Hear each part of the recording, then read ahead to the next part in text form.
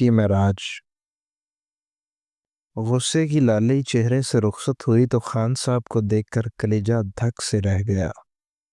Retire ہونے کے بعد ایک عرصہ سے عزلت گزین تھے۔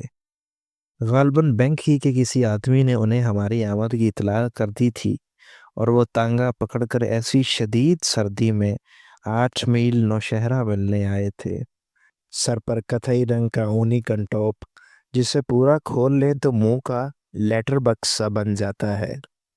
ملیشیا کی شلوار قمیض، طے کی ہوئی سفید چادر کا سینے پر کراس بنائے ہوئے، کف کے بٹن اور مصنوعی دانت غائب، منہ کی پڑیا سی بن گئی تھی، ہاتھ رنگلیاں جیسے بوڑھے درخت کی جڑیں، ایک آنکھ پر سبز رنگ کا چھجے نما کپڑا جو روشنی سے بچنے کے لیے آنکھ بنوانے کے بعد بعض لوگ لگاتے ہیں، شانے خمیدہ، چہرہ گرد ملال سے اٹا ہوا۔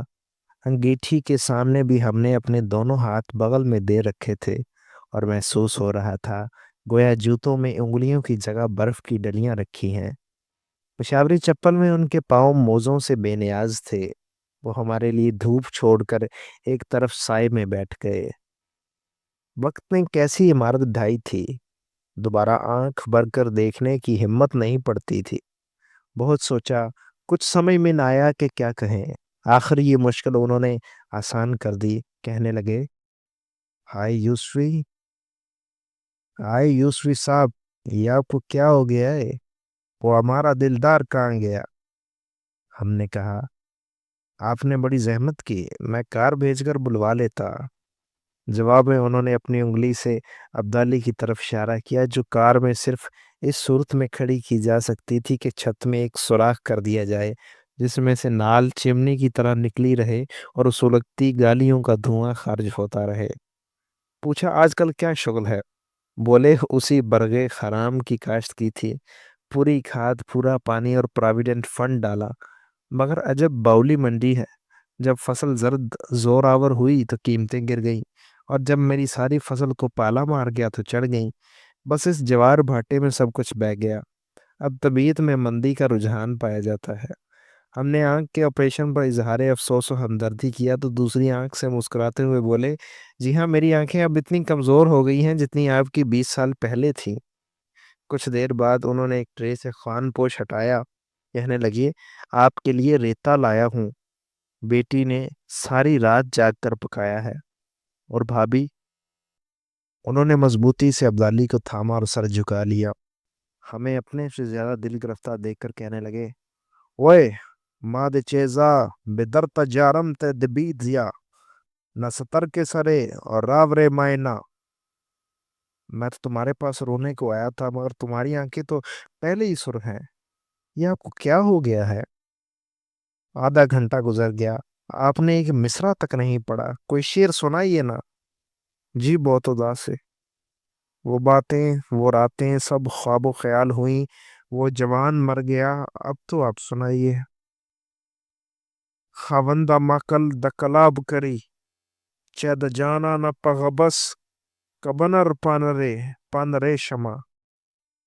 خدا مجھے گلاب کا پھول بنا دے کہ میں محبوب کی آغوش میں پتی پتی ہو کر بکھر جاؤں۔ رخصت ہونے لگے تو ملیشیا کی قمیض پر موتیوں کی مالا بکھر گئی۔ ابدالی پر سر ٹیک کر کہنے لگے، بچے سب گھر بار کے ہوئے، وقت نا وقت ہوا چاہتا ہے، منزل اب دور نہیں۔ بابا نے مجھ سے یہ بندوق پہل چلوائی تھی تو میری عمر 7 سال تھی۔ 65 سال کی سنگی ساتھی ہے، اس نے بہت دکھ بٹائے ہیں۔ کبھی کبھی موہوم سی خواہش ہوتی تھی کہ اسے میرے ساتھ ہی دفن کر دیا جائے، لیکن کل رات خیال آیا کہ آپ سے پہلی دفعہ وطن میں ملاقات ہو رہی ہے، آپ کو اینٹیک جمع کرنے کا شوق بھی ہے، ایک دوست ایک پٹھان کی طرف سے یہ تحفہ قبول فرمائیے، مانا کہ بے مصرف ہے،